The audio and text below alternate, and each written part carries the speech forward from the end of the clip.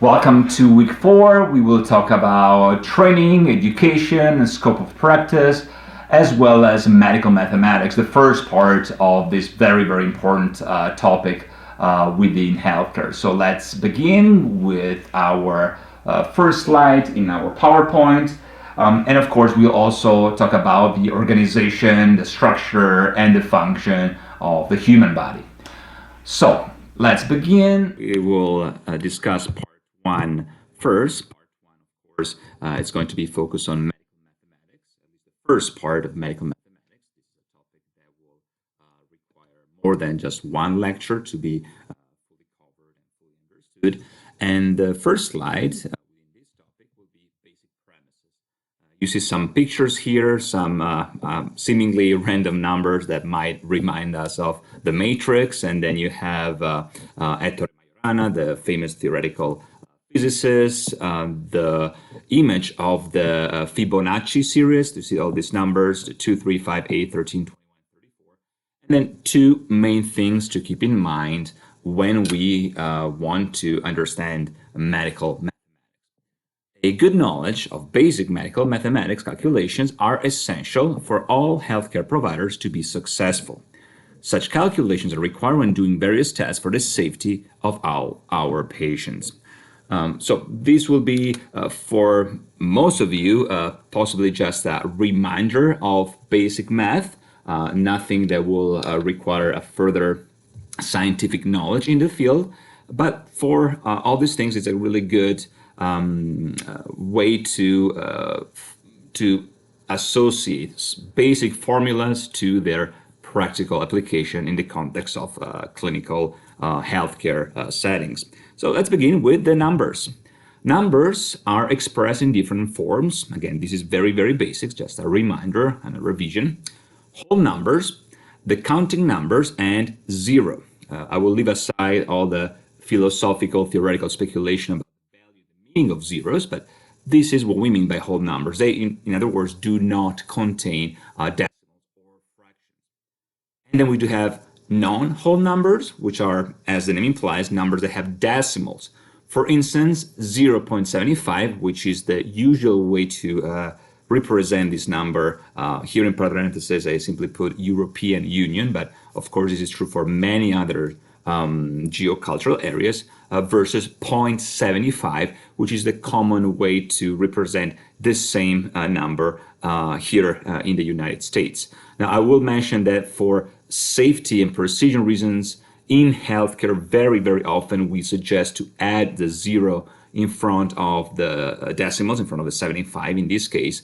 And we'll also discuss the difference between comma as opposed to the dot that we utilize here. Then we have mixed numbers, whole numbers, and a fraction. For instance, in this example, it's really just a random example here, 9.5. And finally, percentages, the whole or all of something. For instance, 35%. Okay, percent, of course, comes from the Latin term or the Italian term for per centum, so for 100, right? The two dots represent 100, so 35%. The next slide, also dealing with numbers. Numbers that have more than one digit are defined by their place value. This is something that we learn through a variety of historical and philosophical debates and research. I will show you in a few slides the important role that the Arab and Persian culture played in defining the way we practice mathematics in modern times as opposed to Roman numerals. But for instance, in this slide, this is just an example, the number 9,999, for now with no dots, no commas, nothing, just let's pronounce it like that. We see the importance of a place value. Okay, so in the West, of course, we read, and this is just a convention, from left to right and from top to bottom. And this rule that is the rule of semantics, of linguistics, of literature, still applies in the context of mathematics. So whenever we read a number, okay, we have to think about the first 9 on our left, indicating thousands, and then following all the other number moving toward the right side. So the first 9,000, the second one hundreds, the third one tens, and the fourth one ones or units. Okay, ones and units are exactly the same thing. Okay, from unità or unitas in Latin. This number, of course, is described by saying 9,999. Okay. In some other versions of English, you might add an and, so 9,999. All right, but for common practice, we will pronounce it just as is written here. Another important factor that we briefly mentioned earlier is that numbers are written with a comma versus a dot placed to the left of every third digit. Now, the first two examples mean exactly the same thing as a third, so 9,999, but I just want students to know the difference in the way we report such numbers, okay? Again, I put European Union here, EU, as a reference, but this is true for other countries outside of the European Union, within Europe, and also outside of Europe, right? So it can be confusing because, of course, I'm just thinking about a student that might want to practice healthcare abroad. They have to be very, very careful when they deal with medication dosage, for instance, or IV, because you don't want to confuse decimals with thousands and hundreds for obvious reasons, for safety reasons. Another reason, of course, that are also useful outside of healthcare is so that you don't pay a check that was, $9.50, don't end up paying, $9,500 for that check. So in all three cases here, students should say the number as 9,999, whether you have a dot or comma on top, first example, on the bottom, second example, or the commonly written number here in the United States with the low comma. All right, let's move on with the third part of numbers, basic mathematical calculations. Again, this is very, very entry level. All right, so just something to review. As much as I like to focus on the numbers in this context, I really like students to reason about the meaning and the etymology of the word, so you don't get confused whether you perform this very simple task or more complex equations. So the first one is additions, the totaling of two or more numbers, right? So additive properties, to add from the Latin, right? The second one, subtractions, the opposite of an addition, taking number away from another number. And of course, the term sub means under or below in the sense of removing, okay? To multiply, multiplication, a quick, easy way to add, finding the product of two numbers. Now, to multiply, of course, from multi, right? The Latin for more. And of course, I should have mentioned that action or action, as you probably guess, means to activate, to act upon something. A movement, an action, in other words, is what the term means in Latin as well.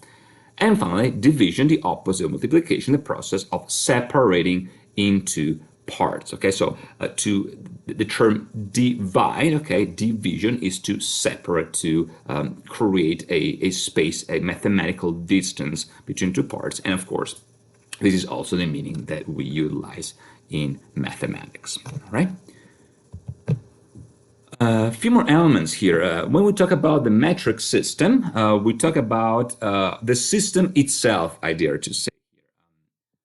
You have a few images here, of old history of calculation, one Greek and one other Sino-Persian Arab as invention. Of course, and the term metric system, not surprising, comes from meter. Now, in terms of the spelling, in certain European countries such as the United Kingdom, France, Italy, Spain, and the Romance language part of Switzerland, this is spelled either with the M-E-T-R-E, pronounced either meter or mètre, right? Or metro. And here, in the United States, as well as in many other Germanic languages and countries. In this example, I only mention Scandinavia, really, and Germany. So Germany, Norway, Sweden, and Denmark. I didn't really mention Iceland or the Faroe Islands or anything else. It's spelled as meter. In any case, they both come from the Greek metron, which is really an indication of a measure or measuring system. So you could say that meter or measure actually mean exactly the same thing, and this is part and parcel as why we utilize the metric system in healthcare in the United States. So the healthcare industry uses the metric system for measuring. This system is used by 90% of the world currently, and is also known, aside from metric system, as the ISU, International System of Units. Now, quick fact, of course, is that we here in the US will call it metric system. Elsewhere, they just call it system or measurement system, or just measure, right? Because they're not used to utilize different system for measurements, at least in modern times, at least after the Age of Enlightenment, the French Revolution, and so on and so forth. All right. Few more things. NB, this term NB is also very often used in healthcare. It means nota bene, which is Italian or Latin for pay attention, note to self. You could also say so. NB, just a reminder. Number one, in general, numbers indicating less than 1 unit are written in a decimal form, not as fractions. This is true for healthcare, of course. For instance, 1 divided by 10, right? The fraction 1/10 is 0.1. 1 over 100 is 0.01, and 1 over 1,000, 0.001. So not fractions, but in a decimal form. Okay? When writing decimal, if there is no number before the decimal, it is common practice to write a 0. For instance, 0.1 is 0.1, 0.5 is 0.5. Same thing as we said earlier, this is a common practice for pretty much everything outside of the United States. And so it's a really good, reason to start getting used to think, write, and pronounce such number as 0.5 rather than 0.5. Okay, it avoids a lot of confusion, and of course, it's an added safety measure in the context of taking care of our patients. All right. Another thing that I felt I needed to add here is not just for my own passion and you could say the dedication to linguistics and history, but because we had a recent issue in healthcare here in the United States where a lot of our computers went down and our electronic health records went down. So we had to do all calculations by heart, which is not a big deal, but also all our clinical notes by heart. And as you can imagine, for some of us, going back to reading each other's handwriting was an added task. And there are some stereotypes and some jokes about certain healthcare team members that might have a more or less legible handwriting. And so I just want to mention this because certain assumption that we have might not be perceived or utilized as such elsewhere. So first of all, I just want to show you here a little picture here on the right side of your screen with some, not all, of the steps of the development of Arab numerals, the numbers that we utilize nowadays. So I have the current one that we utilize in the United States that is based, of course, on the European system, which in itself, as you can read here, is descended from the West Arabic system. Then you have the Arabic Indic and Eastern Arabic Indic. We mentioned that in the context of the Greco-Roman and Persian Urdu context, the linguistic context that we mentioned in week number 1, where we talk about the Unani or Unani medicine, when we talked about Avicenna, etc., and then the Tamil example as well. So as you can see here, there are certain numbers that seem to be quite constant. And again, I don't want to spend too much time talking about the number 0 because that it's a very profound philosophical discussion. But starting with the number 1, you can see that the number 1 is written in a similar way, or at least recognizable way, between the European all the way to the Eastern Arabic and Indic. Already with number 2 and number 3, you see some differences. Okay. Now, with number 4, for instance, number 7, and number 9, you can see some resemblance, but this resemblance becomes more evident if you're used to comparative linguistics. And so it can be confusing. The only reason why I mention this is because in modern European handwriting, very often the number 1 can be confused with either a letter or a different number altogether, especially number 7, all right? This is true for many other numbers, but I felt the need of giving you this specific example because if you can see here in the very last portion of this slide, I wrote EU, and then I identify the Roman numeral, the Roman number 1, all right, which is most of the time read and perceived as 1 in Europe, versus here in the United States, very often this is considered to be the capital letter for I, because we capitalize the letter I as the first person pronoun, okay? So if you don't see those diacritic signs on top and on the bottom, the horizontal line, so you just see a vertical line, abroad this is usually interpreted as the capital letter for I, okay? And so the number 1 in cursive handwriting seems to resemble, at least to us in the US, a number 7. So you have 2 lines, both oblique with different angles, as opposed to just 1 straight vertical line. So just something to keep in mind if you ever had the chance to read some handwriting from a healthcare provider that is not used to the United States-based handwriting system. Just a quick note. All right, let's move on to slide number 10. All right. Now, this is something that it's really not about philosophical or historical speculation. This is something that all students will have to memorize. And if you memorize the basics right now, then everything will be much easier to understand down the line, because this is pretty much standard practice. So you have the descriptors on top, term, abbreviation, measure, and in place of the United States equivalent. So for meter, you have the letter M as abbreviation. It measures, of course, length, and the equivalent in the US system is, of course, inch, foot, yard, and mile.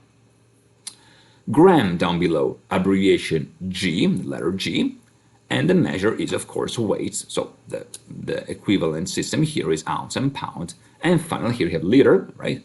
Abbreviation here, either capital L or small lt with a dot, and I'll explain later why there is a difference here, okay? In any case, the measure is volume, and this metric system term is utilized in place of ounce, fluid ounce, I should say, cup, pint, quart, and gallon, all right? This is not to say that they're all equivalent, all right? That the quart is equivalent to a gallon.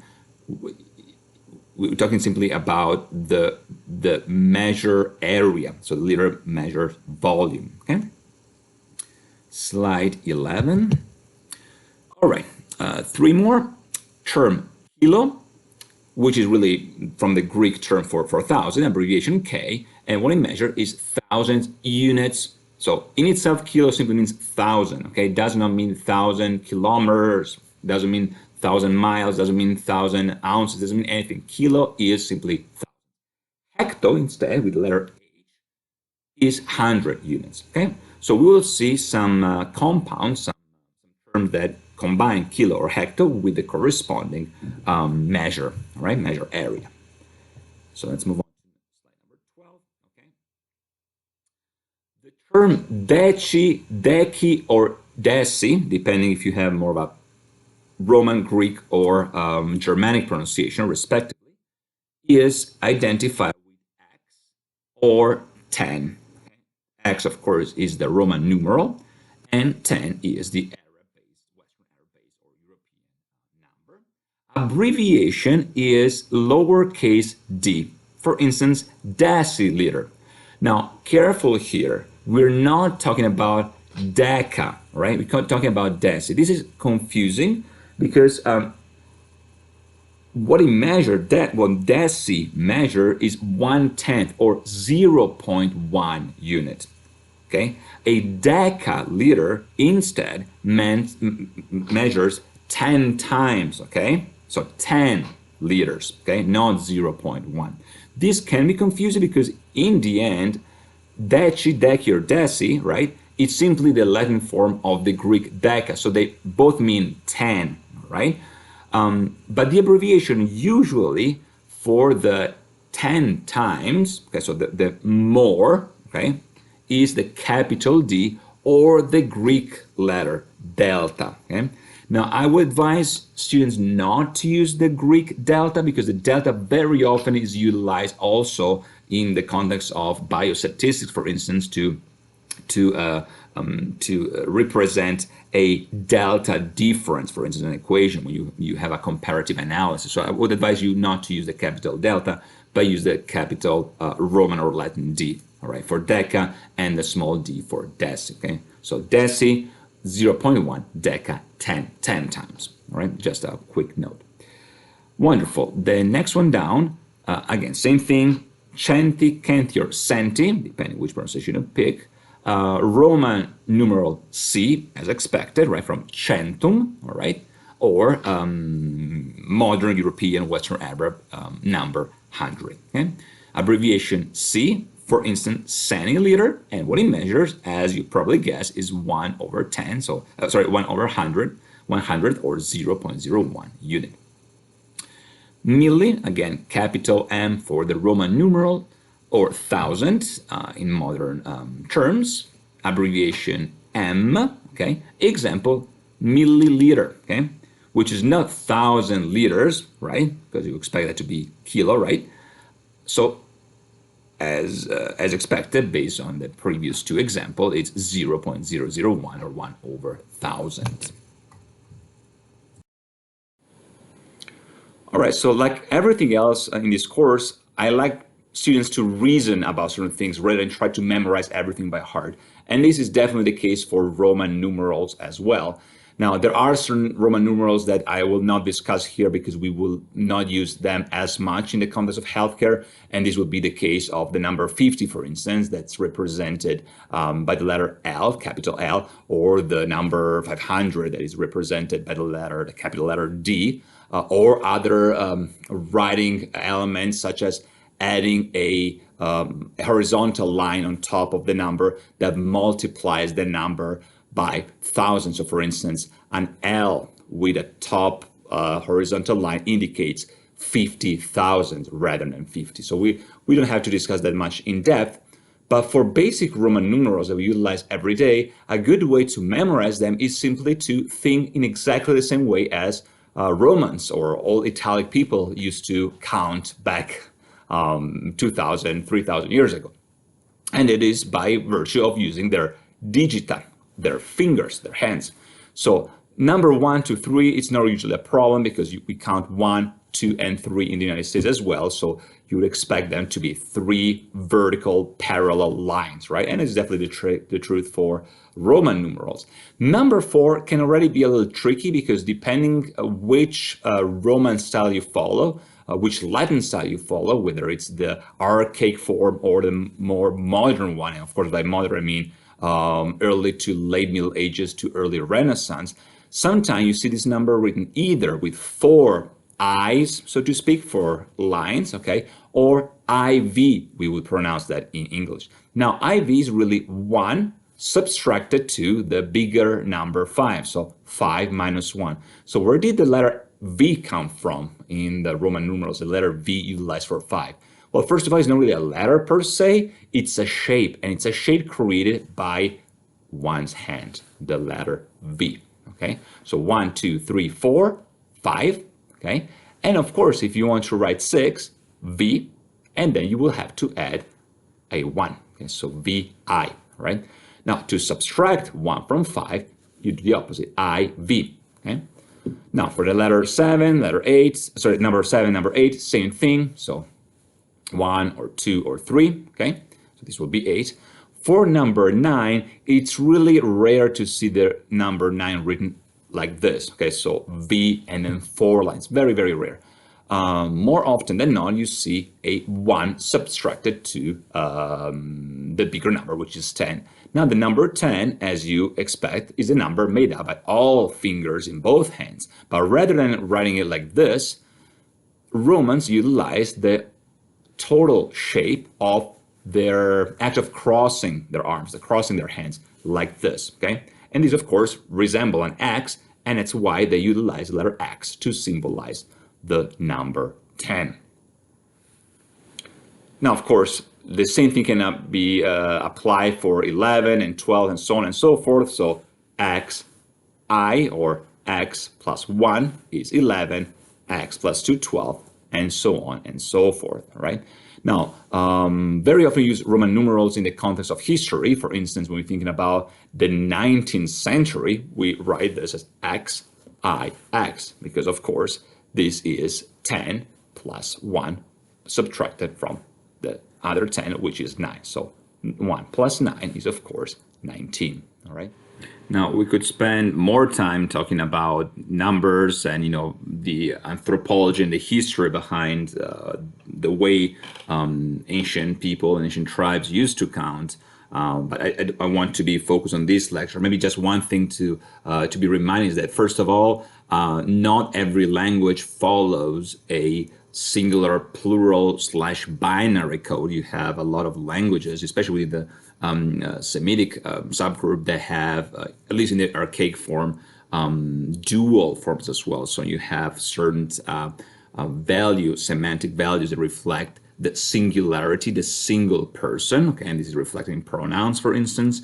You have cases in which you have plurals, and then you have a third completely different, or at least separated element that defines a dual, so just two people. So you have different ways to define whether there is one person, two people, or three or more, okay? Another good example, since we talked about the Romans using the hands and their fingers to count, in the context of Celtic tribes, they used both, not all of them, but many Gallic tribes utilize both hands and feet and the corresponding fingers to count. And you can still notice some of this resemblance in certain geocultural areas that utilize some languages with a Celtic or Celtic heritage. For instance, French, right? To say the number 80, they actually multiply, right? So 80, for instance. So 4 times 20, okay? 81 for 81. So 4 times 20 plus 1, and it's exactly an element of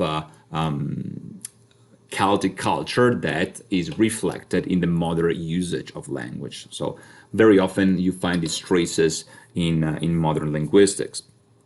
Now, to go back to our basic metric terms abbreviation, let's move on to the next slide and take a look at practical examples of the metric system in the context of medications, water, soup, juice, or soda.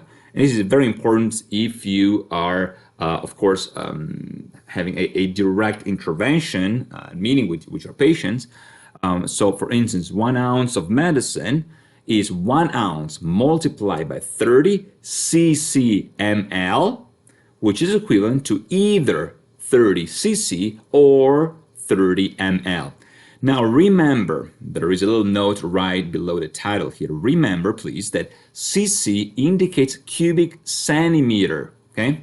Cubic centimeters will be the plural, not centiliter, all right? Centimeter, not centiliter. Now, this is important to understand because we're talking about the size itself, all right? Of course, we're talking about the volume, but it's really important to understand that you shouldn't confuse it with centiliter because actually the amount is milliliter, not centiliter. It's a very, very important thing not to be confused by the comparative number, because in this context, 30 cubic centimeters are equivalent to 30 milliliter in the first example, okay? So in any case, you can see here that you can just go ahead and utilize your ounce-based system, and you just to multiply that number times 30, and you will have the result that is used in medicine, okay? And that applies, of course, to all of the above, all right? So remember to multiply by 30, and you should be all set. All right, so let's move on to the next slide. Some examples, measures of length and measure of weight. Now, let's go back to the previous slide. You remember that we mentioned that kilo is indicating 1,000. So 1 kilometer is, of course, equivalent to 1,000 meters, and it's abbreviated with 1 km. 1.5 with 1,500 meters, all right? So 1, or 1.5, depending which system you utilize. Measure of weight, 1 hectogram, okay, we're talking about weight here, is 100 grams, abbreviated with 1 hg. 1.5 hectogram, 150 grams, or 1.5, 1.5 hg. 1 kilogram, again, the 1,000, so 1,000 grams, 1 kg. 1.5, it's 1,500, and 1.5 or 1.5, all right? So this is just a question of practicing and being more familiar with these terms and the way to represent them visually. Examples number 2, one thing to remember, okay, this is not so much about the numbers and the way to write them, but about the formula to utilize. To change pounds to kilogram, please multiply the number of pounds by 0.45. Instead, the other way around, right? Conversely, to change kilograms to pounds, multiply the numbers of kilograms by 2.2, all right? For instance, we have a few examples here. 110 pounds changed to kilograms is 110 pounds times 0.45 kilograms over pounds, and this, of course, is equivalent to 49.5 kilograms. 200 pounds changed to kilograms will lead, as you can see here, to 91 kilograms. 50 kilos, kilos is also an abbreviation of kilograms in this context. 50 kilos changed to pounds, 50 times 2.2 lb over kg, 110 pounds. 91 kilos changed to pounds, 91 with the formula is equivalent to 200 pounds, okay? Now, you might not have to calculate everything by heart all the time. This is really a good formula to be precise in the context of patient care, but it's a good idea to have a rough equivalent system in your head to verify whether the number makes sense. So aside from remembering the formulas, you should always keep in mind that your result should make sense in your mind, okay? Should make mathematical sense. All right, another equivalency here. So 1 ounce, OZ of course, is 30 grams. To change ounces to grams, multiply 30 grams over OZ by the number of ounces. To change grams to ounces, you do the same thing, but the opposite, so you will divide. So 1 ounce changed to grams, 1 times 30 gives you 30 grams. 1 ounce changed to grams, 8 times 30 is 240 grams, so no surprise. Wonderful. One more example. Temperature. We mentioned a few things about temperature already last week, and this is simply to present the formula here to convert Fahrenheit degrees to centigrade or Celsius. Now, this may be common sense to many of you, but centigrade or Celsius indicate exactly the same thing. The term centi, of course, from the metric system, so from the Latin term for 100, centum, centum, or centum, and Celsius itself is the Latin of Anders Celsius, which who was this Swedish scientist whose picture you can see here in this slide. So those two terms are equivalent, right? In other words, to convert F to C, we have to use the following formula. So Celsius equals to, in parentheses, F minus 32 times 5 over 9, okay? And the opposite is true. In order to convert Celsius to Fahrenheit, you must use the following formula. F equals Celsius, 9 over 5 plus 32. All right? Example. Just to give you some explanation of how to convert into Fahrenheit, okay? And I utilize this one because most of the time you will utilize Celsius in healthcare, but if you're used to Fahrenheit, the second form is the one that you will have to use the most, just for your own understanding. So in this example, a pediatric nurse monitors the temperature of a new admit. The baby's temperature is 38 degrees Celsius. Now, in this example here, I added a comma on top of next to the number 8, okay? And of course, usually you see a little dot or a little circle in place of that to indicate that this is indeed a degree temperature system. So it's not C as in 100, okay? So 38 degrees Celsius or 38 degrees centigrade, okay? So what is the baby's temperature in degrees Fahrenheit? Now we utilize this formula as we see above, and the result, of course, will be 100.4 degrees Fahrenheit, okay? Wonderful. Now maybe a few things about counting here that I briefly mentioned earlier in the context of the Roman numerals. There are also some other ethnocultural components in the way we utilize these numbers.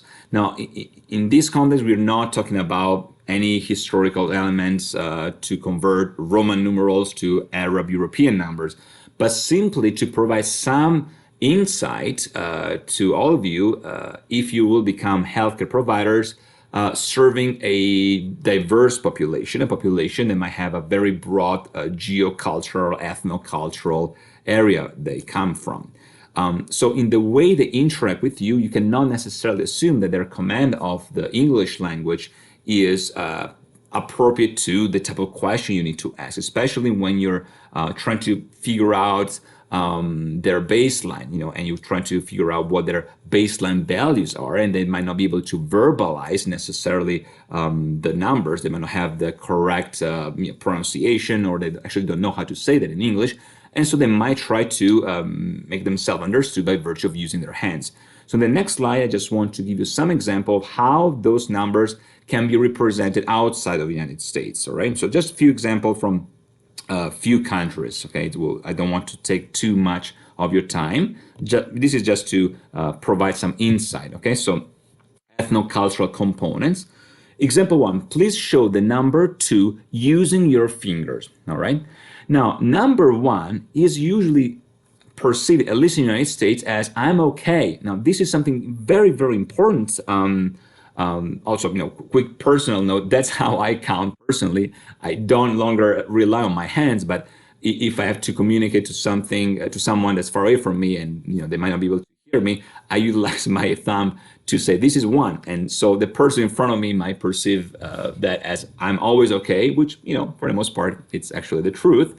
But this is a good example of how not to misinterpret signals when you ask certain values to the patient, and the patient might actually be responding with just a number, not any information about their mood or the overall presentation.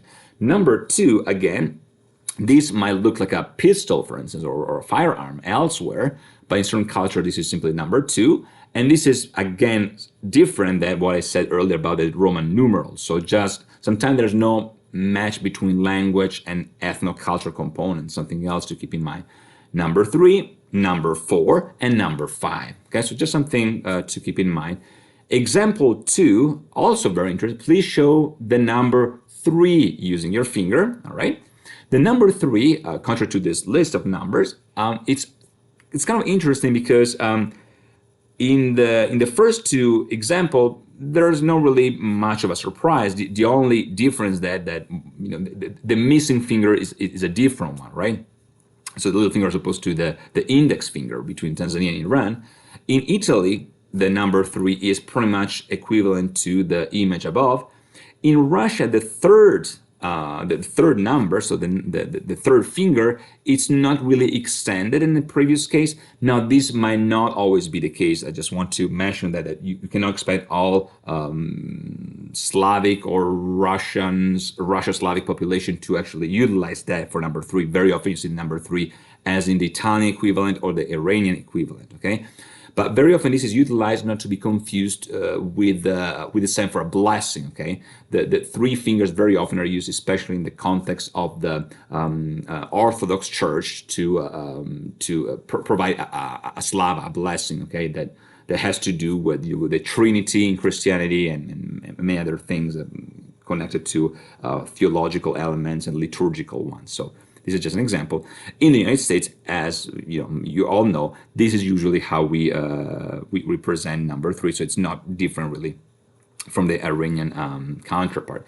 Now, again, every person might be different. Those ethno-cultural lines might not necessarily be applicable to the vast majority of people, and you have to take into account a lot of different things. So if you say, well, I live in the U.S. and I always count number 3 the same way as the Italians do, or the Russians do, or the opposite. The Russians say, no, that's not how we count. Always keep in mind that there are differences.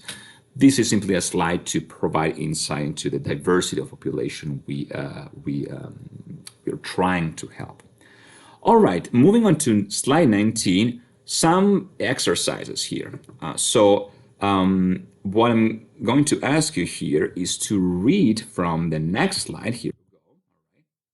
There are 6 different mathematical problems, all right? And my advice will be to stop the video right here and to stop it each time you read one of those problems and then find the answer in the following slide. This is about practice, practice, practice. I wanted to embed this in the slideshow. Okay? I'm just going to read for you. Joe voided 2 ounces.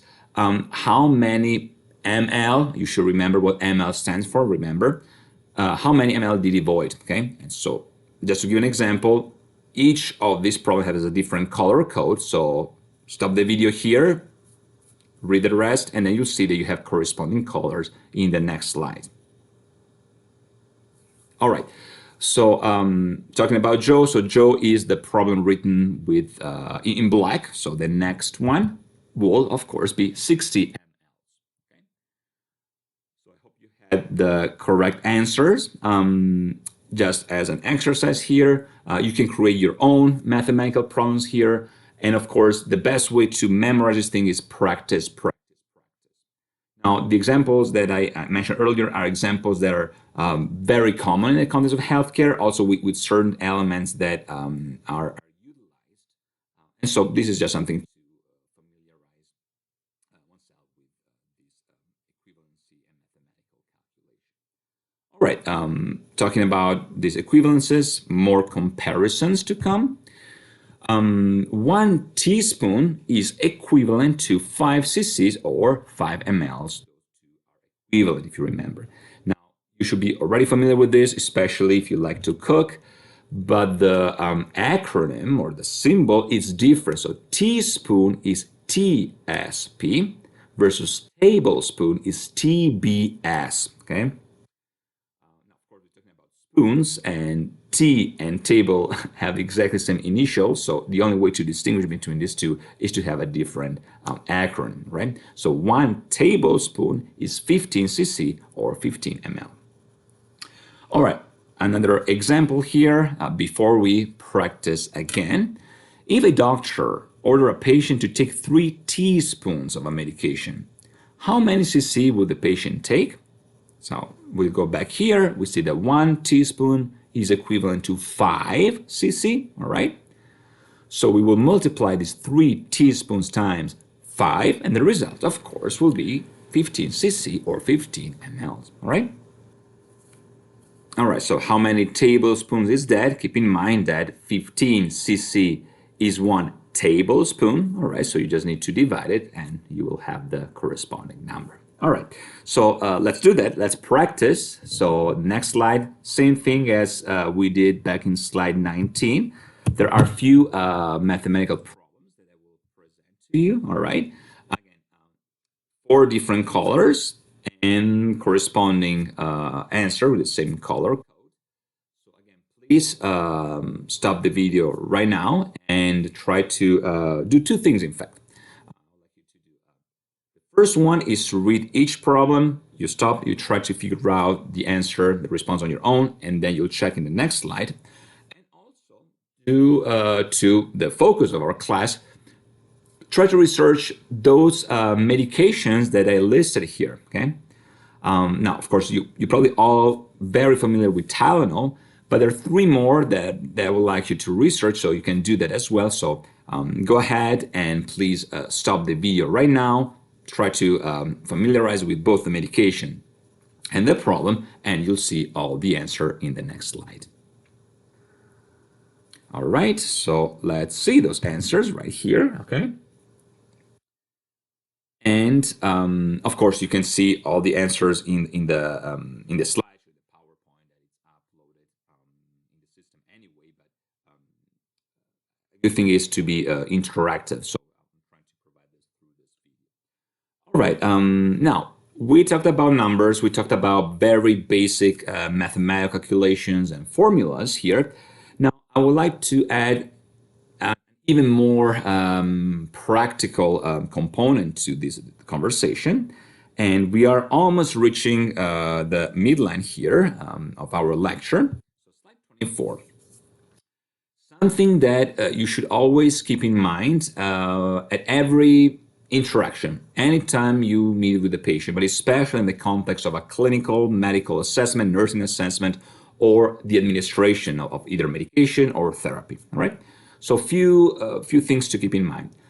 Always use the appropriate mathematical formula to calculate medication, mathematical problem. And by that I mean that what we just did earlier, to convert different values and to calculate, right?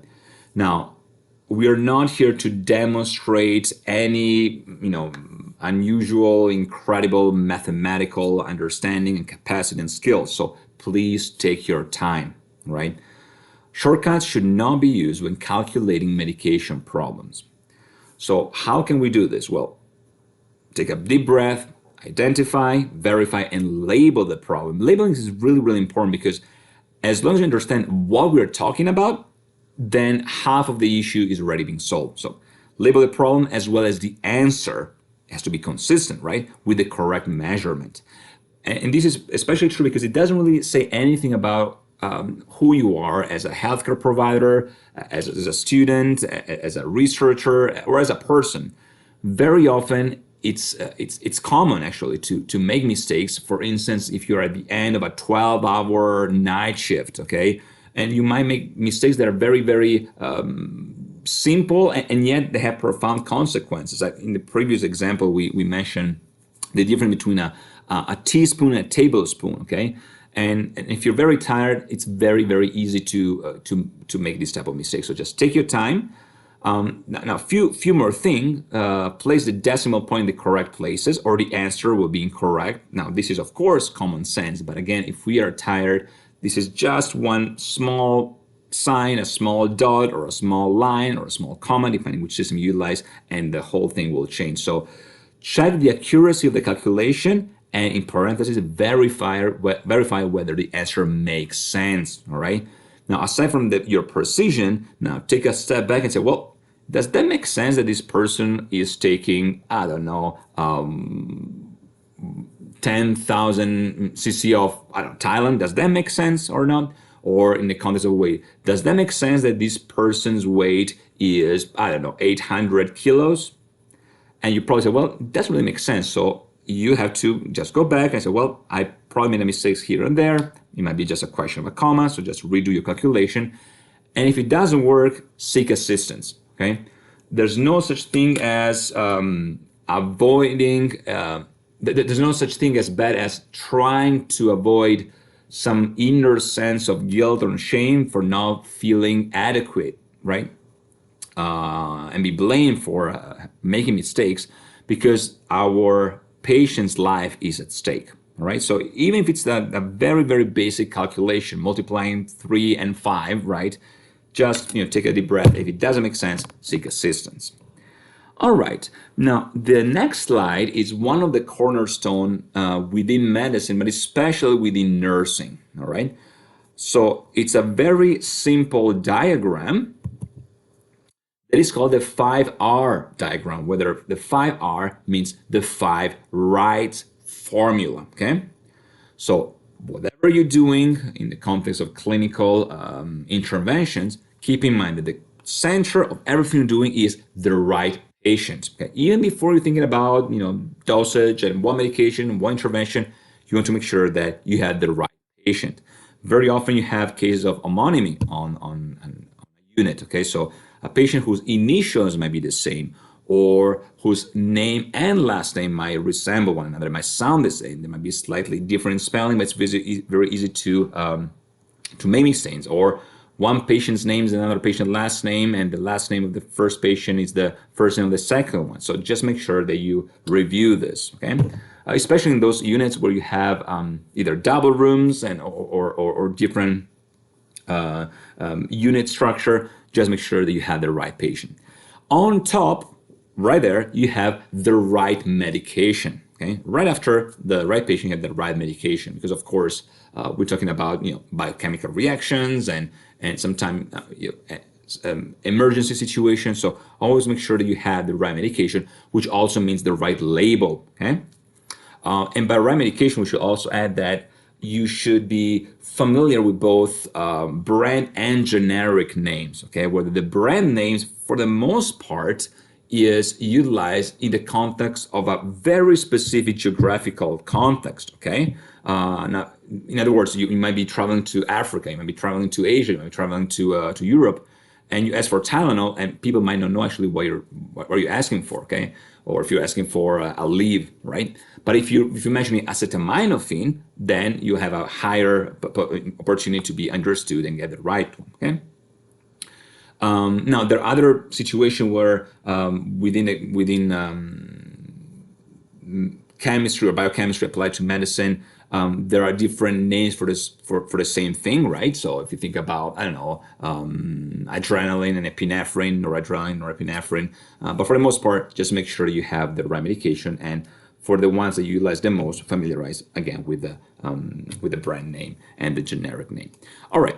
So right patient, right medication, then at the right time, of course, and in the next few weeks we'll talk about the acronyms, okay, for twice a day, 4 times a day, PRN, PO, etc., etc. PO, in fact, is nothing to do with the right time, has to do through mouth, right? So by the right route, so understanding how to administer the medication, whether it's an IV medication, for instance, whether we're talking about a fluid, a liquid, we're talking about a pill, etc., etc. And of course, the last one, not necessarily in this order, okay, they're all important. This diagram is a cycle, it's a circle, right?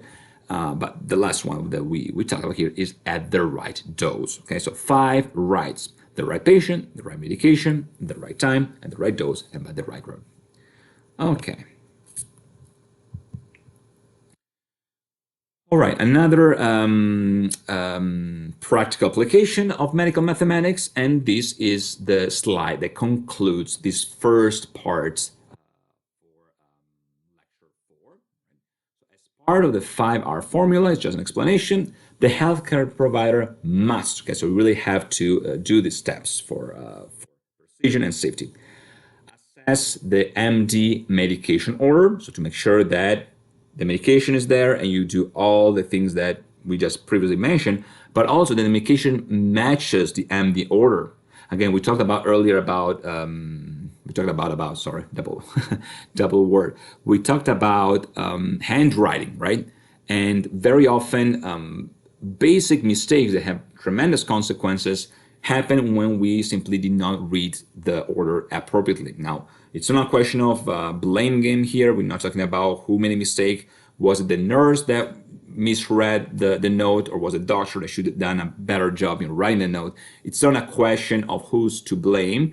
It's a question of putting the patient at the center of our approach, okay? So again, if you're not sure, and again, you cannot be sure either because you're not familiar with the spelling of a certain medication, so feel free to research it, to ask, or you cannot be sure because that medication might not make sense to you. So just make sure that you take your time to assess the corresponding order with the medication.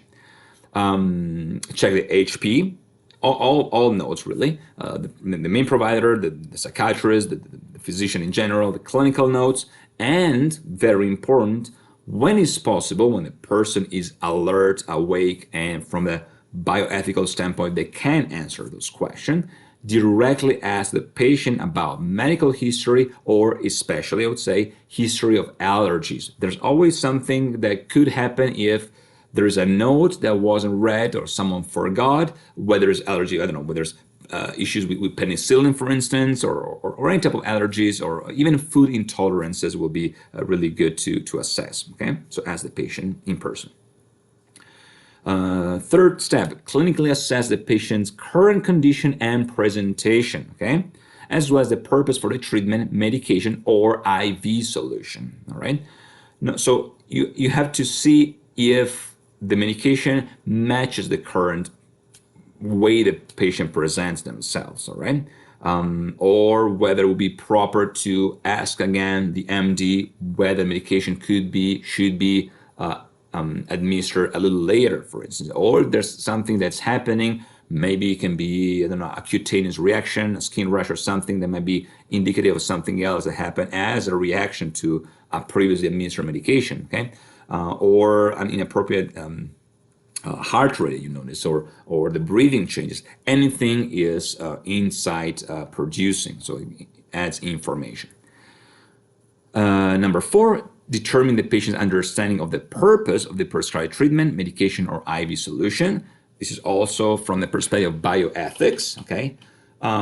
We might be the experts in our field, in the medical field, in the nursing field, etc., but in the end, it is the patient who is receiving our treatment. And so they have all the rights to understand why we are giving a certain medication, what to expect, both in terms of the treatment structure, what the medication is supposed to do, as well as any type of side effects, all right? What to expect.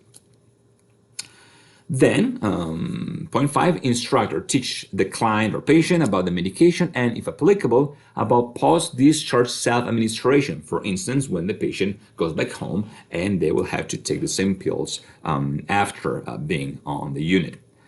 Finally, identify and address concerns. Concerns can be ethnocultural, religious, spiritual, etc., philosophical, that the client may have about taking the medication, okay?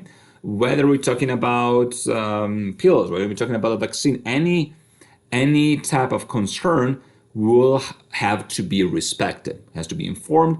And if there is an issue that could be related to a life-threatening condition that makes the prescription, the administration of this medication necessary, then it's totally appropriate to ask, and by ask I mean, of course, the MD that prescribed medication to be involved in the conversation, but also a bioethical committee if the healthcare institution, the hospital you work in, has one. Okay, it's totally proper to ask for guidance in this context.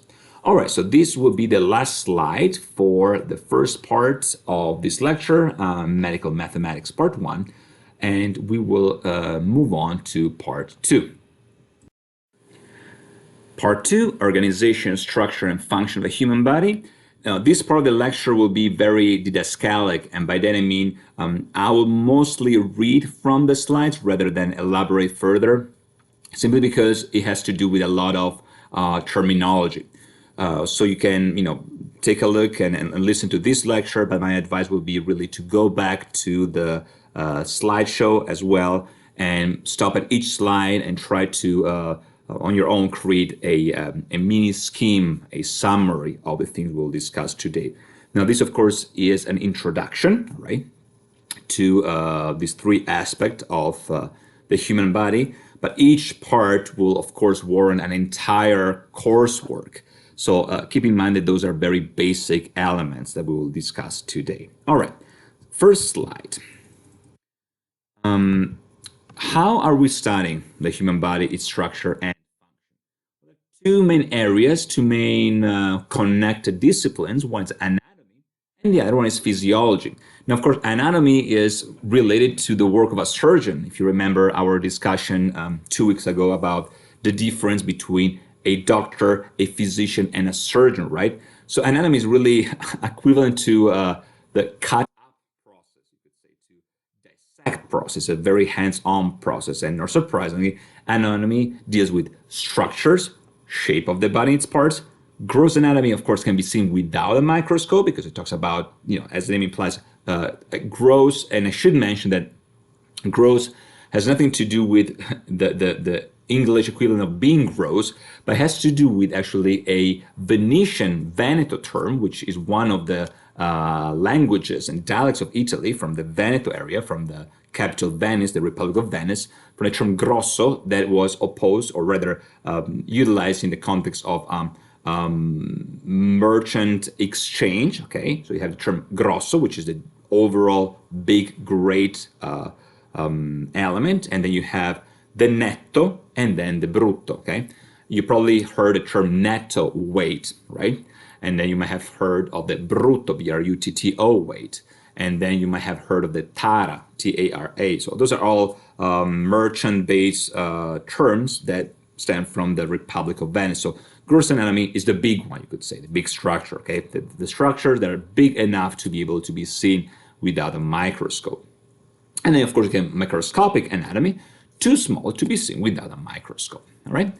So anatomy is one field. The connected field is physiology. This term doesn't really require a lot of knowledge to be explained. So logi from logos, login in Greek, so the study, and physis, which is the body, of course. So the study of the body, meaning how the body and its parts work. Structures determine the function. Very important concept here. Okay? It's not one or the other. One is related, it's linked to the others. And then functions are the processes or jobs, we refer them as such. All right, so we will study anatomy and physiology. It's one of the things that are directly connected with the organization, structure, and function of the human body, all right? And we will start with the very first discussion, which is levels. So levels of organization of the human body system. Again, those are just basic elements here. Here you have a cell, an analysis, a visual analysis of the cell with the mitochondrion, the nucleus, the DNA, and etc., etc. And you have the development of what are the most important elements in the context of understanding organization, structure of the human body, which is the development of the embryo, right? From the egg all the way to the blastocyst that is shown here as the last step. Now, an important factor here that I think we should mention is life is organized into different levels based upon size, from small to large, all right? And so we could also think about different levels based upon ever-increasing complexity, but size is a much better term in the context of the human body because smaller sizes do not necessarily indicate a simplified, externally perceived form. Okay, so just think about that. Those systems, all right, are focused on life itself, and life is organized into levels that are predicted upon the sheer size in this order from small to large. I also want to mention that life itself is connected to the Greek term bio, right, as in biology. But one thing that I did not mention in week one is that we call it bio or bio in Greek, but the pronunciation is actually more about bios, right? So it's a halfway sound between the letter B, and V, okay? So bios is the precursor, the cognate of the Latin term vis. Now, the only reason I mentioned this etymological information, it's because very often you might hear, and we will talk about that when we will address complementary alternative medicine, vitalism or vitalism, the vitalistic principle, okay? So when we think about life, we think about vitality, all right? The term vios and vis indicate exactly the same thing, okay? Now, we could spend more time about this term, but in Latin, the term vis also has to do with Mother Earth, okay? Life itself. And then we will see, then we will talk about system. We will make a comparison between animal system, especially human system, and plant systems, all right? So life itself plays a fundamental role when we talk about anatomy and physiology, okay? For instance, if you think about this is an etymology that's connected to a variety of things, all right? We talked about etymology of virus previously. Vis and robur in Latin are the two terms that indicate a specific tree, right? So an oak tree. And it's also connected to the term vir, which is male, all right? So the term life, bios, and vis means life, means strength, means vitalistic principle. And this vitalistic principle, we'll see, is for the most part connected to terms such as qi, right? In the traditional Chinese medicine formulas in acupuncture, or qi, right? If you think about terms like Tai Chi Chuan, if you think about Qigong, and so on and so forth. So our approach here is very much evidence-based. We talk about life from the sheer perspective of evidence-based biology, not complementary alternative medicine. But it's quite interesting that these two terms are indeed the same: bios, bio, and vis. All right. Now that I mentioned all this, fun fact on the slide, let's move on to the next one: levels of organization of the human body systems. Part 2. Some organisms are unicellular. This means they're made of only one cell. And examples, we mentioned this in week 2, bacteria and yeast. Some organisms are multicellular. This means they're made of many cells, multicellular, right? And have many more levels of organization to make sure the whole body can work correctly, even when it's doing many things at the same time. We mentioned earlier the combination between the animal model and the plant models. Of course, examples of multicellular organisms are humans and trees. All right, wonderful. Next slide. Part 3. This is also something that I like students to memorize. All right, memorize in this specific order. There are 5 levels of organization in multicellular organism, and in the picture you see the comparison between the human model, right? Sorry, the animal model and the plant model. So first, cells. Second, tissues. 3, organs. 4, organ systems. And finally, organisms. Number 5. Keep in mind the cell is the basic unit of life, all right? And cells are specialized by size and shape for their job they do. All right, let's begin our voyage through this system. Now, as far as the cell, we already talked about them briefly in the previous slides, as well in week 1. So I will start right away with tissues. We will analyze all of this again in the coming weeks. But for now, let's move on to slide number 32. What are they? Tissues are made of the same type of cells grouped together to do a specific job. So keep in mind what we said earlier about structure and function, okay? They are grouped together because of the thing they're doing, okay? Human has 4 kinds of tissue in their bodies: epithelia, muscle, connective tissue, and nerve, okay? Now, you have different analysis here as well that define the specific structure and function, for instance, of the heart here, cardiac muscle, okay?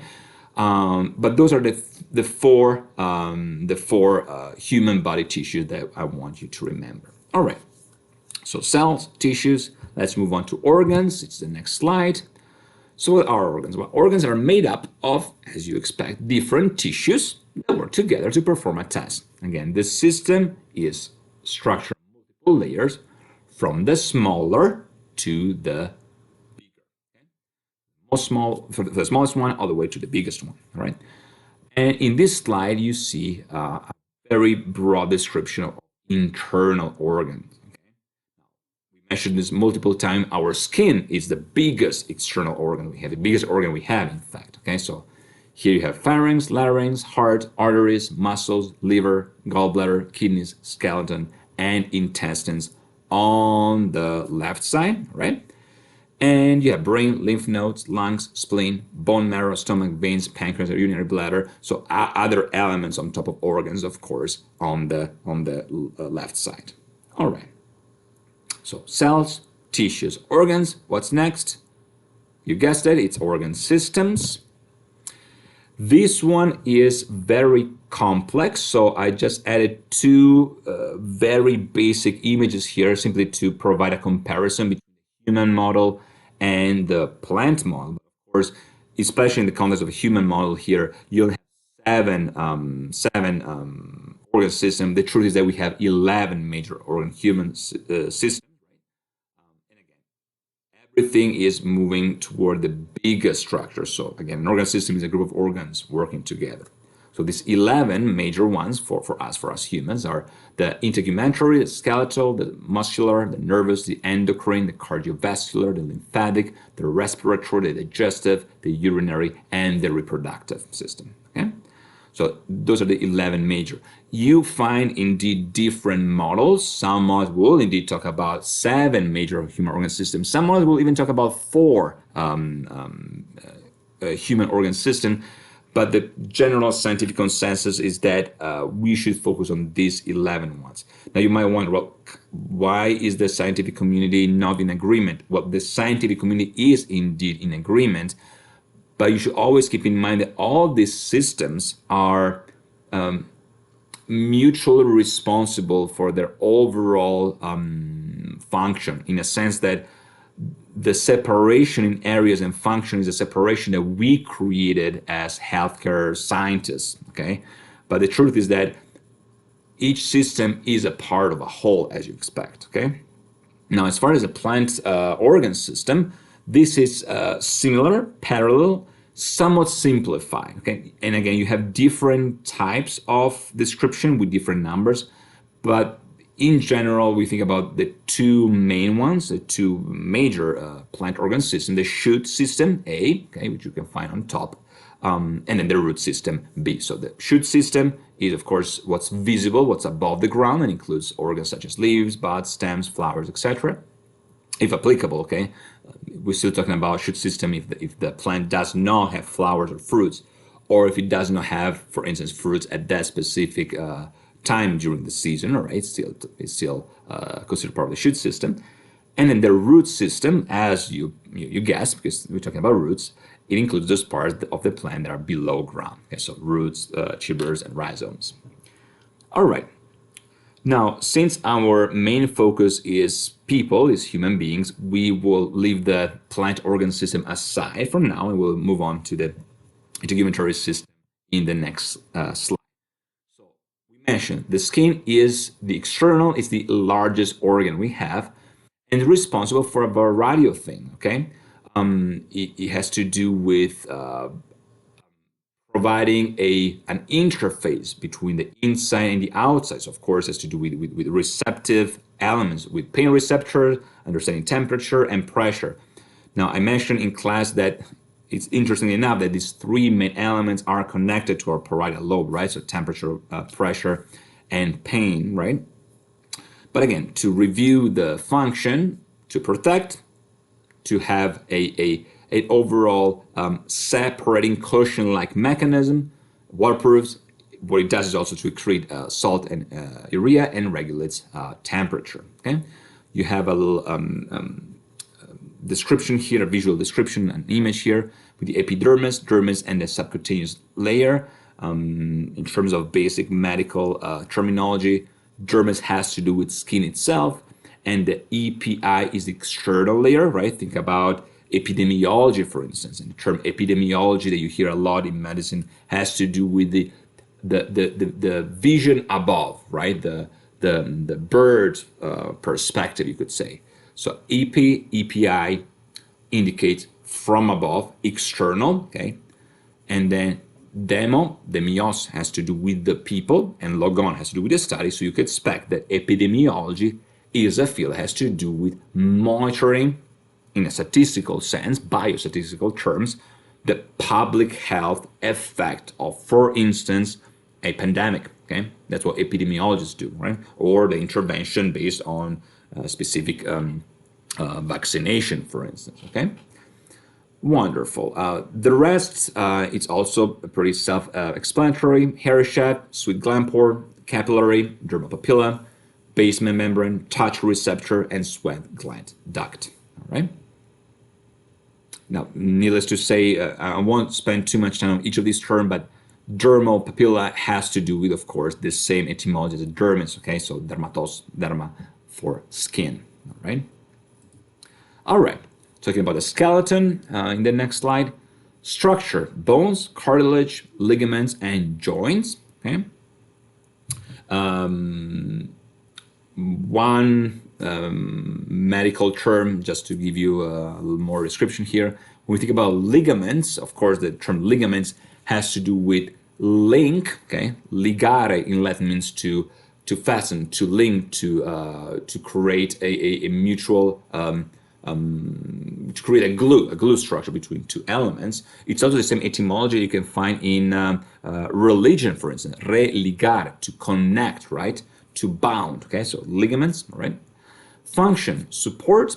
The skeletal system provides basis for movement. Of course, it has to do with protection, right?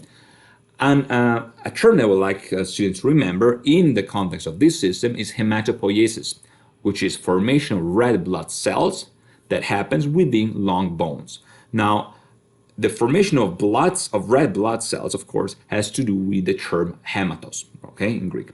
We will talk about a white and red cell in week 5, but for now, this is just one term that I would like you to remember. So hematos in regard to the red blood cells, and the corresponding term for the white cells, of course, it's leukos. You might have heard of leukemia, for instance, right, or leukocyte, right, for white cell. The term leukos is a Greek term that stems straight from a pre-Indo-European term, leuk, that means both light and opening. And of course, in the context of cells, we're talking about white cells. You can find leukos in terms such as logos, of course, in Greek, right? Insight, knowledge, study. But you can also find that in locus, right, which is Latin for place, location, locus, okay? Also in a figurative sense, locus of harm, for instance, okay? And you can also find that in other terms that have to do with, how can I say, a ritualistic component. Think about Lichtung in German. Lichtung is related to Licht, which is light, okay? Same etymology as lux in Latin, also light. But Lichtung is more a place of progressive decrease in the number of the trees you can find in a forest, okay? A place for worship. Okay? Think about places in the old Druidic tradition, okay? A part of the forest that it's less populated with trees, okay? So also related to the Indo-European term leukos, okay? That you can find in white cells. Poiesis, yeah, we could spend a lot of time talking about this term. That poiesis has to do with poiein, which is, of course, creation, formation. As a node, you can think of poiein as an etymology, as a root of terms such as poem or poetry, okay? Creation itself or formation. So hematopoiesis, of course, formation of red blood cells that happens within long bones. And of course, minerals storage here. I will not read all the terms here so that you don't have to deal with my thick accent for each of these elements in the image here. But it's really important to at least memorize them. So the general advice I give to students is to actually draw an image of a human being with the skeletal system, roughly explain the way it's presented here, and associate each bone to the corresponding place. It's a really good way to memorize them, right? Well, of course, each term has a specific value, and each term means why they're there and what they're doing, okay? But I just don't want to spend too much time on any of this specific term. We can do this as we progress. So for now, let's just focus on the systems. All right, muscles, muscular system. Skeletal muscles, although muscle is found in other systems, of course. Function, muscles contract and shorten, of course, and provide movement. They also are responsible in combination with the skeletal system for support as well as heat production. Many other things we could mention here. We have single muscle fiber here, fascicle, etc., etc. Muscular systems are also connected to both nervous system and endocrine systems. Think about the difference between afferent and afferent nerves, which we discuss in class. But for now, this is the basic thing that I want students to remember. All right. We talked about the mind, we talked about the soul. We should focus on our heart, which is the next slide, cardiovascular system, all right? cardio, no need for explanation. We talked about that in the very first lecture, right? The Indo-European root of the term heart, right? Heart, right? Cardio. Vascular has to do, of course, with the vasculum in Latin, the container, the tube, also related to terms such as vase, right? Flowers, for instance, okay? Structure, heart and blood vessels, pretty straightforward. I also mentioned that a good way to remember the difference between arteries and veins is where they originate and where do they go, right? So think of arteries as away, right, and vein as in back in terms of their direction. Okay? Function uses blood as the carrier of nutrients, wastes, and gases, carries white blood cells and chemicals that protect the body, and of course, the heart as an organ acts as a pump. Okay? This is not to say that it doesn't have any other functions. And any other function also relate to what appears to be certain elements of neurological, is neural underpinnings that more and more research appears to indicate. But for now, since we're talking about the cardiovascular system that is of course connected to blood pressure, we think of the heart as the primary organ that acts as a pump. Okay. Wonderful. Lymphatic immune system, one of my favorite, especially during these times we live in. All right, we're talking about our suppressants, components, and immune reaction, immune system in general. Structure: lymphatic vessels, lymph nodes, spleen, tonsils, thymus, and bone marrow. Many others, as you can see in this image. Function: recovers fluid for tissue drainage, cleans the blood, and houses cells that are involved, of course, in immunity. And that's why we talk about the lymphatic system as well as the immune system. Okay. Wonderful. Slide 40 is the nervous system. Again, I am biased. I mentioned this many times because neuroscience and psychiatry, psychology are those areas that I'm more familiar with in the context of my own clinical practice. So I left this slide very bare, only very basic information because I feel that I can provide more and more detail as we progress. So for now, I just want you to know the basic subdivision of the nervous system. Okay. Function, again, very basic here. Responds to external and internal signals. Coordinates activities of other organ systems. Okay? So it's the real way the computer central mechanism that kind of supervises to some extent the rest. Now, I should say that by supervise, I do not mean to say that the nervous system controls everything and does not, and so to speak, to be interpreted as a superior system, because it's true that we are indeed, as human beings, embodied beings, right? If you are interested in this very philosophical connection at the center of a lot of modern disciplines within medical philosophy or philosophy of medicine, philosophy of science, embodied cognition is a fascinating approach to this, to the fact that it's not true that the nervous system acts on the organs to control them, but it's a mutual dialogue, you could say, right? So the organs, in other words, every other system has its own intelligence, okay? It's an intelligence that's not cognitive or nervous system based as our psychological functions as interpreted by modern neurology. In any case, very basic things here. Nervous system is the whole system. It's further subdivided between peripheral, of course, as the name implies, on the periphery, and central, brain and spinal cord. And of course, we have to think about the usual two that we mention all the time, the medulla oblongata and the pons. The peripheral nervous system has two further subdivision, autonomic. Pay attention here, it's not automatic, all right? Although it does control self-regulated action, all right? But it's autonomic, so for internal organs and glands. And then somatic, from the Greek term soma, which is body, all right? For the autonomic nervous system, we're talking about the gas pedal and the brake pedal in a figurative sense. So gas pedal, arousing, sympathetic, right? The term SYM means together, right? And pathos, pathein in Greek, has to do with perception, manifestation, emotion, feeling, all right? And the opposite, the brake pedal for calming effect for the parasympathetic nervous system. I think I mentioned this before. A good way to remember that. Think of parasympathetic as in parachute, all right? Calming, okay? Now, I like to mention that sympathetic has to do with the ability to perceive more intensely something, and that's why it's arousing. What is interesting is that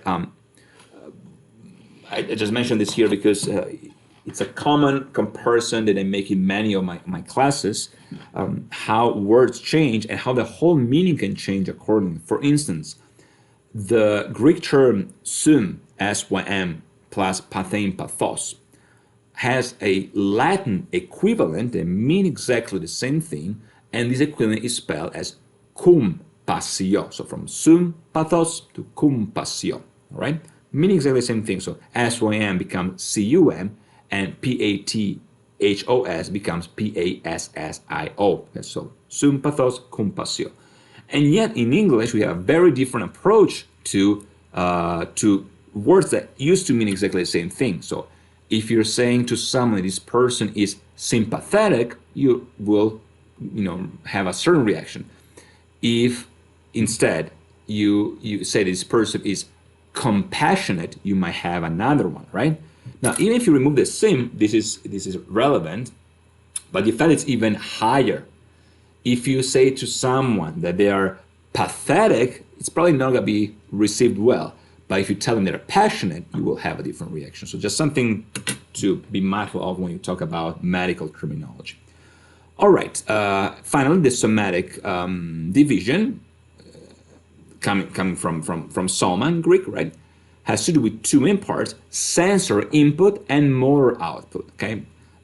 So we briefly mentioned this when we talk about the brain. We will talk about this much more in depth.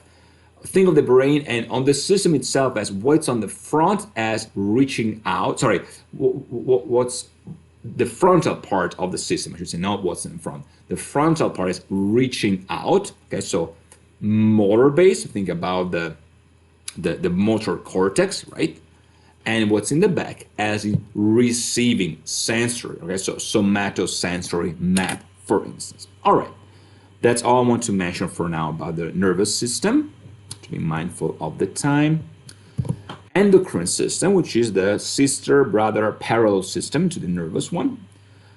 Structure: the pituitary gland, thyroid gland, parathyroid, adrenals, thymus, pancreas, pineal glands, ovary, and testes, depending if we're talking about females or male subjects. Function directs long-term changes using hormones, and of course, hormones are very much the opposite side of the medal of neurotransmitters, right? Of course, the endocrine system is involved in growth, reproduction, and food use. Okay, think about when we think about the function of the thyroid gland in this context. Okay. Of course, many more things should be mentioned. The pituitary gland is very often perceived as the master gland par excellence, although it's still connected to the function of the thalamus and the hypothalamus. The pineal gland was very often referred to the seat of the soul in the ancient times before modern neuroscience, because of the function of connection between the system. And of course, we should talk about pancreas and especially about adrenal gland if we think about the stress response, okay? And the hypothalamus itself, of course, in the HPA axis, etc., etc. But for now, those are the main things that I want you to remember. Okay, let's take a deep breath here because the next system will be the respiratory system. Structure: nasal passage, pharynx, larynx, trachea, bronchi, and lungs. Function: to deliver air to sites where gas exchange takes place. And again, you have a basic description here. One thing to keep in mind is that when we think about lungs, all right, we think about the Germanic equivalent of the Latin pulmonary, right? So when we think about lung-associated elements, we think about pulmonary elements, okay? Pulmoni in the Italic language, especially Italian, all right? Which in turn is connected to the Greek pneuma, right? Think about pneumonia. All right. Down, we have about 8-9 slides left, so I think we are in good shape. The digestive system, structure, oral cavity, esophagus, stomach, small and large intestine, rectum, liver, and pancreas as main structure. Maybe one few notes about medical terminology. Oral stands from os oris, which is Latin for mouth, okay? Now, there's an interesting factor here that, for the ones of you that are interested in history, there are two ways to pronounce this term, spelled as O-S, okay? Now, one is pronounced os, and the other one is pronounced os, okay? And there's a lot of jokes in antiquity, if you're interested in Greco-Roman mythology and Greco-Roman poetry, etymology, and linguistics. One actually means bone, okay, that give birth to a lot of modern Romance languages, osso, ossum, ossa, okay, and the Greek equivalent osteo, right? Think about osteopathic medicine, okay, dealing with bones, bone structure and function, alignment, okay.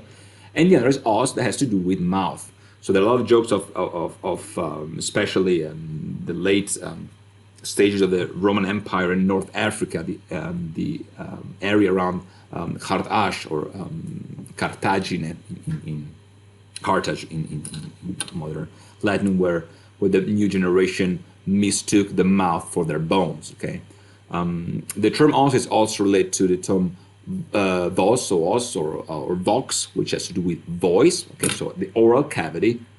Think about the cavity that is within your mouth that allows for a variety of processes. In this context, the digestive system, but also the process of verbalizing and allow the vocal cords to manifest sound outwardly. Maybe another term, esophagus, phagos, phagein, has to do with eating in Greek, okay? And the main difference will be focusing on the inside or the outside. Eso as opposed to endo, okay? Eso outside, endo inside, okay? Thinking about endotic or exotic, for instance, in and out, right? Function, needless to say, the digestive system has to do with digestion, so processing food, absorption of organic nutrients, minerals, vitamins, and water. All right. Number 44 is the urinary system. Main structure, kidneys, ureters, bladders, and urethra. Function, excretes nitrogen-containing waste, which forms when protein is broken down, urea and uric acid. We could talk about the etymology of urea and uric in Latin, but this is probably beyond what we need to memorize for now. So just keep in mind that the urinary system maintains water and salt balance and controls the pH of the blood. Always make sure that you spell pH with capital H and lowercase p, all right?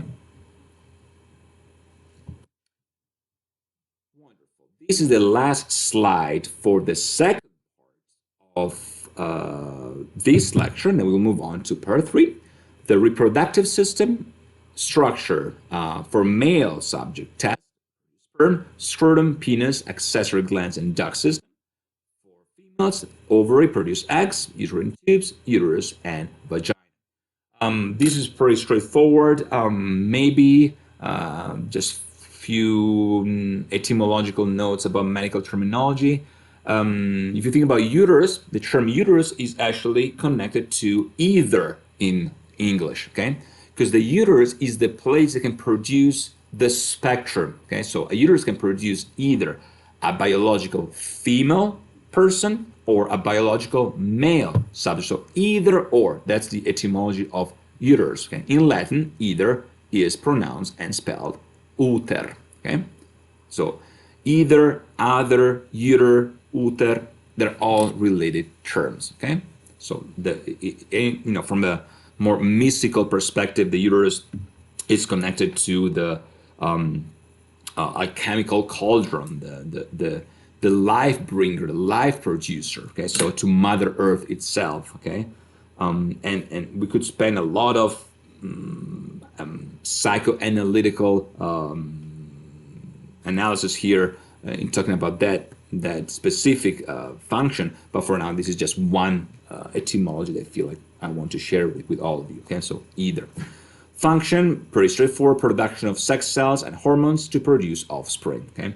Now, this is just a medical description. Of course, I do not mean any oversimplified notion of the fact that the reproductive system has only defines as human beings as beings mostly oriented to this type of activity, but of course it's called reproductive system because the main function is of course to produce offspring. Okay, all right, so this will be it for part 2. The last portion of this lecture is the shortest one of them all, so just want to thank you for being attentive so far. Just a few more slides about training and education, and finally scope of practice, which we'll see next. Wonderful, so let's start part 3. A basic definition of scope of practice, especially since this course focuses on healthcare in general, and I want you to have some grasp of what we mean with this term. In healthcare, the scope of practice describes the actions, procedures, and processes that a practitioner is permitted to undertake in keeping with the terms of the professional license via laws, licensing bodies, and regulation. Okay? If you're interested in etymology here, medical term, scope comes from the Greek scopein, which is seeing or oversight. Okay? Thinking about microscope, for instance, telescope, okay, something that you see that you overall analyze. Okay, the equivalent in Latin is divided in mirari, mirror, observe, right, see, as well as speculum, spectrum, spectator. So the spectator is the observer in a theater, for instance, right? The speculum is to speculate, to reflect upon something or expand upon something, and spectrum, of course, has to do with the spectrum of something, like in chemistry, for instance, or a theory of visual perception, right, and physics, perception of physics, as well as with a spectre, a ghost manifestation. Okay? So just a few notes about the medical term here. Second part of the definition of the scope of practice. The scope of practice is limited to that which the state and or federal law allows for specific education, experience, and demonstrated competency. Oh, I forgot the last line here, my apologies. Each jurisdiction has control over each of these areas, of course, and this has to do with what type of profession, and whether the same term is utilized in the same way in each state, in each country. Okay, we mentioned this briefly when we distinguished between, again, physician, doctor, surgeon, psychologist, psychiatrist, psychotherapist, counselor, etc., etc. All right, so the next slide is related to the pre-application within the scope of practice of a doctorate or master level practitioner, again, in the example of a psychiatric unit, which is the go-to healthcare modality that we have been analyzing in this course. So what do doctorate or master level practitioners do? Now, within this doctorate or master level practitioner, we can think of, as we mentioned previously, therapists, activity therapists, group therapists, to some minor extent, depending of the rules and regulation and the state, occupational therapists. In some contexts, specialized, further certified nursing staff can do this as well as clinical social worker or case manager, as well as, of course, psychiatrists, physicians in general. In general, this seems to be the broadest possible spectrum of activities within the scope of practice of a standard doctor or master level practitioner. And in our example, as well in the textbook, we talk about the group therapist or psychotherapist as practitioner. So what do they do in practice? What are you expected to do if you embark on this profession? Well, the main thing, of course, is always patient-centered treatment and approach. So, of course, the first point here is clinical assessment and evaluation of each new patient admitted to the unit. That's a primary goal and the primary job, the primary task for this practitioner. Okay? Then, of course, preparing, monitoring, and supervising the treatment plan. Now, depending which unit or which institution you work on, you may have different members in the treatment plan. We mentioned this previously. I would say that in general, you expect to have a physician, you should expect to have a therapist or psychologist, you're supposed to expect to have a nurse and a social worker or case manager. Those are in general the four very common figures you can find. Now, if you might be working in a different unit, you might have a pharmacist on top, you might have a pharmacy technician or lab technician, you have other support team, but the treatment plan is usually signed by these professional figures, okay? So either master or doctoral level. What else? Developing and updating the group therapy and inpatient psychiatry patient handbooks and ordering supplies. So these practitioners are also responsible for the creation of the therapy itself. Now, in the context of psychology, most therapy is, generally speaking, based on talk therapy. We mentioned cognitive behavioral therapy and adaptive behavioral therapy, but we also include integrative medicine. So, for instance, exercise, fitness equipment, safety, relaxation equipment, stress balls, for instance. We think about yoga mats for Tai Chi and relaxation, yoga.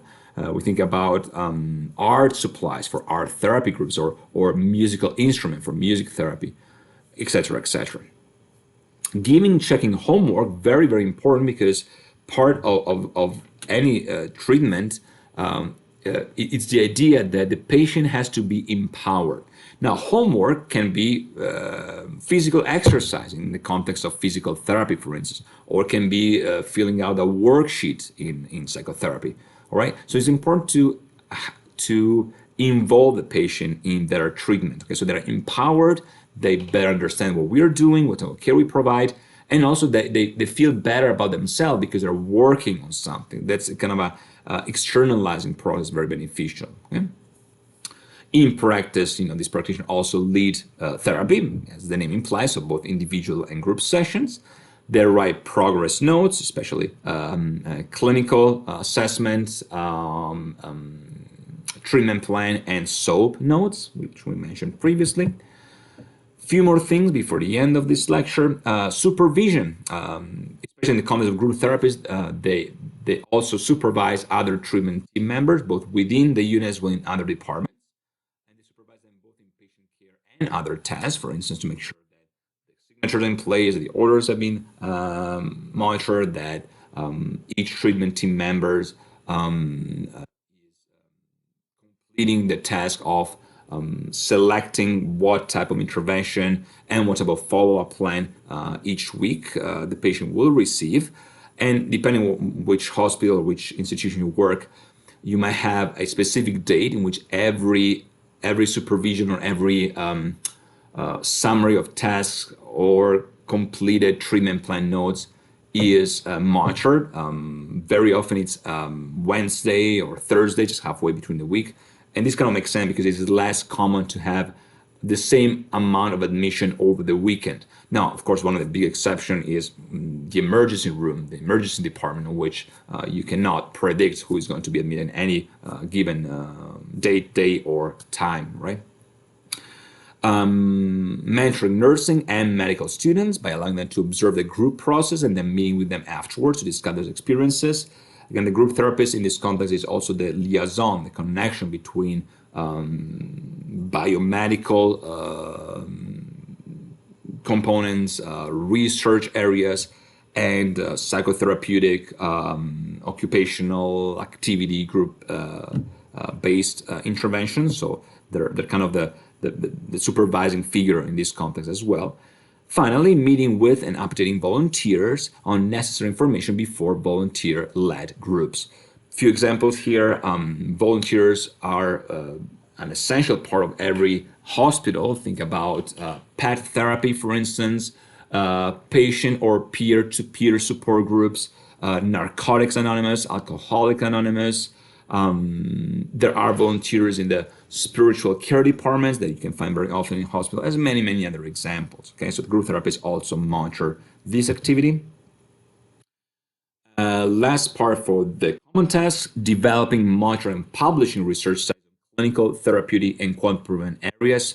I don't want to spend too much time here, but just a few examples here.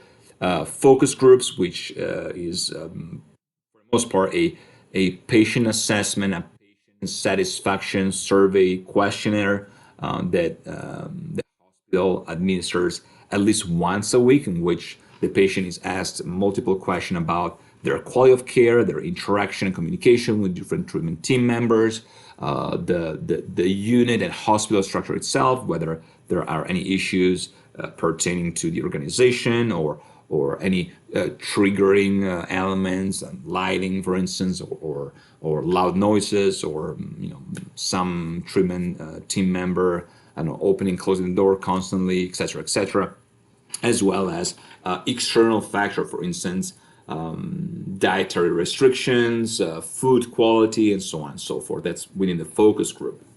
And then the focus group goes is further tied and then goes to management and the administrative portion of the institution. And then usually quality councils are called to monitor the data and provide a better care moving forward for the patient population. Other areas of exercise, other areas of research studies, exercise, physical therapy, integrative approaches, integrative medicine. I also mentioned OVR simply because this is the very last research we conducted here at UVM in the Inpatient Psychiatry unit. OVR stands for Olfactory Virtual Reality. I'll talk more about that, but for now, this is just an example. Few more tasks, and again, this is just a summary from the textbook. Okay, so in chapter 2, you find a more in-depth description, but for now, attending and providing clinical assessment and SOAP notes review during clinical rounds. It's a fundamental element here. And clinical rounds, of course, as the name implies, are about discussing the treatment and the patient response to treatment, the behavior, the presentation, effect, etc. And there are different ways to do clinical rounds. Now, of course, depending on the situation, and of course, in the context of pandemic, you might find part of the clinical rounds to be conducted virtually online, okay, with video conference technologies. You also have different modalities within patient-centered rounds, so patient-centered approach, PCR, all of which are things that we will discuss further. Finally, for this slide, attending and or coordinating meetings, work groups, and presentation in collaboration with internal and external institutions. This is especially important in the context of a public hospital or a university-based hospitals, as in the example quoted in the book.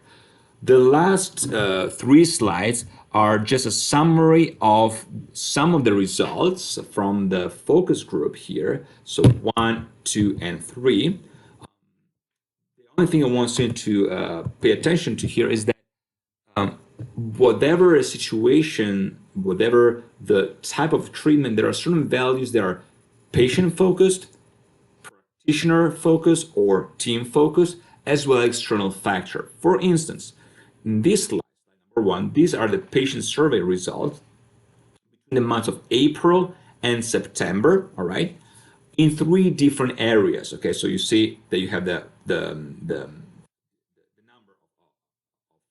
patients, the percentages, and each month below. The blue line indicates courtesy or respect, whether the patient felt that they have been treated with courtesy and respect.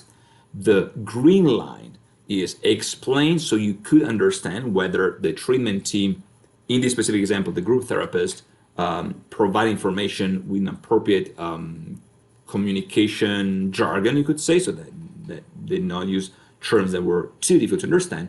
And finally, the third part, the red part, is whether the practitioner listened carefully.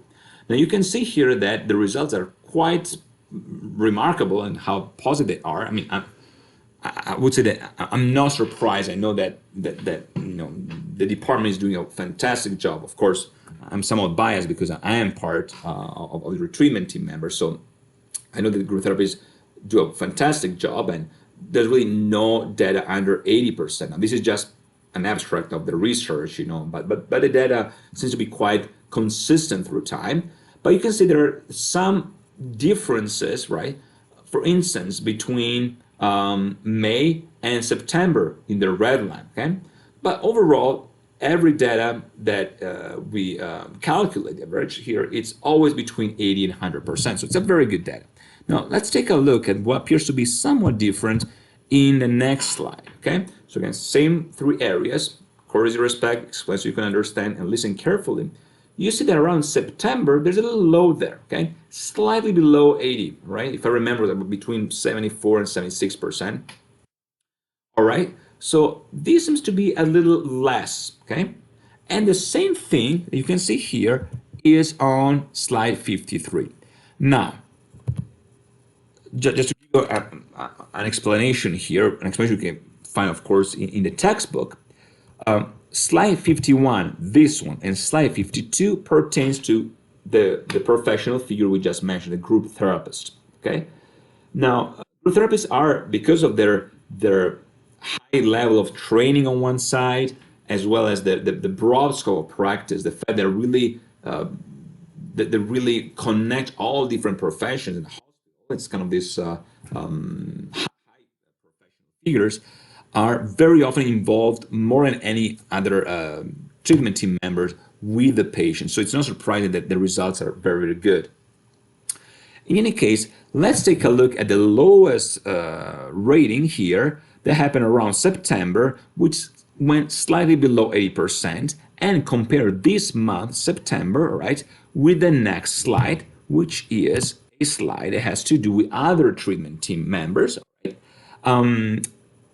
And in the textbook, you see that very often this is, in this one, it happens to be physicians and social workers. Now, this has nothing to do with the quality of care of social worker physicians, but you can see that there are different values that happen at very specific times. So what this focus group provides also a level of insight on these external factors. Now, if the data is consistently low, and of course, this professional figure here, the listen carefully is quite low. The highest went to 100 only toward March, but for the most part, between October and February, was really between 6 and 8%, which is very low in comparison to this high rate of the group therapist. Now, this is unfortunately with the type of discipline and the general approach. So very often, nurses and group therapists, because of their training, appear to be much better than other treatment team members. Of course, much better. This is an average, okay? I don't mean to portray a picture of every physician, every nurse, or every group therapist. But overall, they have a, let me use the term, better either tact, overall approach, presentation, bedside manner in comparison to physicians or social work in this context. That might be quantify these very, very different responses in terms of listen carefully, okay? Now, you could argue, well, it's one of the essential jobs of a psychologist, of a therapist, to listen carefully. It's what they do, right? But within healthcare, the listening part, it's so important for the therapeutic treatment and for the patient that we should really pay attention regardless of our profession. So this is quite remarkable. I also want to stress a few other elements. So there are certain months that appear to be quite sensitive. So let's go back to the lowest levels of responses here, May and September, here again, September, and here again, March, okay? So here again, in terms of, there's another slide, no, it's not the same month. So very often what we observe is that there are certain peaks, okay? Now, there are some outliers. For instance, the March part could be perceived as less etiologically or ontologically based. So it might be an outlier that's pertaining to that specific year. At the March of the year, that treatment team, the physician on call, the interaction was very poor. They did not explain so you could understand. And this might be due to, especially for a teaching hospital, university hospital, with a rotation, what type of medical students you have, what type of residents you have. But overall, you see certain values that are quite low around specific months, September, and as I mentioned earlier, also May. And so this is also something to keep in mind, because very often, this is again an example of an inpatient psychiatry unit, there are different stressors that happen around that time. Now, in a place like Vermont, for instance, the northeastern portion of the country, or any country or any geographical areas where winters are long, there are a lot of external factors that contribute to lower responses, both from a psychological and physical perspective. Okay, less exposure to vitamin D, less light, overall changes in mood that sometimes are combined with seasonal affective disorder, depression, etc., etc. And this is something that could affect, most of the population. In fact, regardless if they are within the inpatient psychiatry unit or any other unit in the hospital. And then you have other stressors that are related to life itself.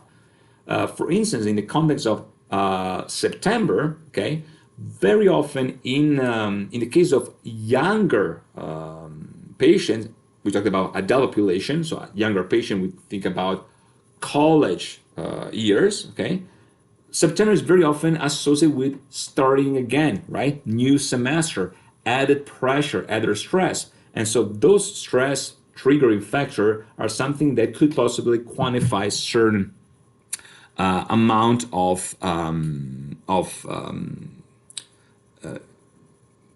negative or partially negative, as in this context, we're talking still about 80%, partially negative responses from the patient population. All right, so these are just few elements that I want students to focus on. Again, three main parts. We talked about the intro to medical mathematics. We talked about body system, a brief analysis of anatomy and physiology. And the last part, just few elements on scope of practice and an explanation of the main tasks that a doctorate or master level provider, special focus on group therapy, to prepare students for their future career choice within healthcare. Wonderful. This concludes week 4. I hope you were able to understand the slides and the related topics. If you have any questions, please feel free to email me, and I will see you all next week.